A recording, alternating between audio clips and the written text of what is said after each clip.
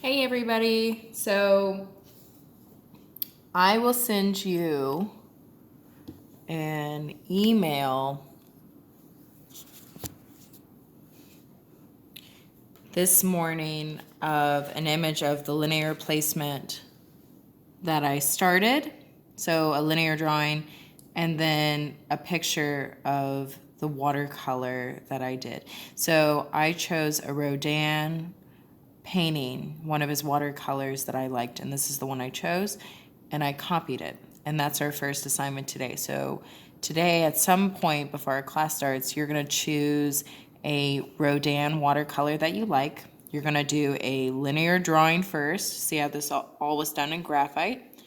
And in Rodin's watercolors, they feature the graphite material. And typically in watercolor, they always want you to start with a light linear placement, and so the graphite isn't featured. But in Rodin's, the graphite, the drawing is as equally as important as the materiality, the watercolor materiality that being featured. So it's both equal. So first thing is you're going to choose a Rodin watercolor that you like. Then you're going to do a linear placement. You're going to do a linear drawing, and then in class, that's when we're going to do the watercolor portion, the painting of it. Or you could start your graphite drawing in class, and we can make more than one. We can do several or more. That's what we'll spend time doing, and then I'll assign homework. So have a watercolor palette. This is left over from what I just painted right now. 2 cups of water, one for your dirty mixture, so when you're cleaning your brush, and new water for making new color, a variety of brushes, a cloth, and I'm going to show you just briefly so you can see how to start with watercolor. So when you put out your watercolor, like you'll squint and you'll see about you'll see it's individual because of the watercolor painting that you're going to choose by Rodin.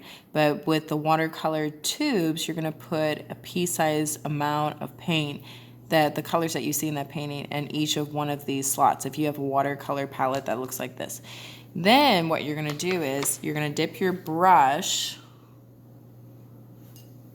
in your clean water. Excuse me. You're going to dip your brush in your clean water, and I'm just going to take this red color, the carmine, and then see, this is called a watercolor bead, and that's how, let's say you have the figure drawing on here. We want to start off with a bead, and then what we do is you hold your hand at the end of the brush because you have more control. You don't use it like a writing utensil, but see how I'm traveling with my bead? And see how I don't need to go back and get more watercolor because I already have a lot.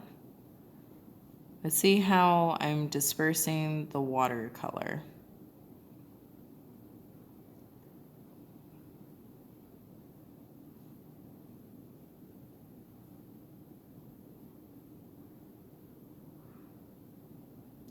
See how I keep traveling with the bead? That's how we're going to apply it on the figure.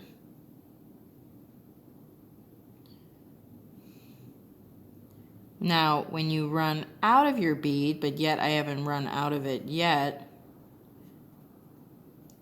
then you go back and you get more color. You get more of the water bead, and then you're able to push it around. Okay? Okay, that's the end of that.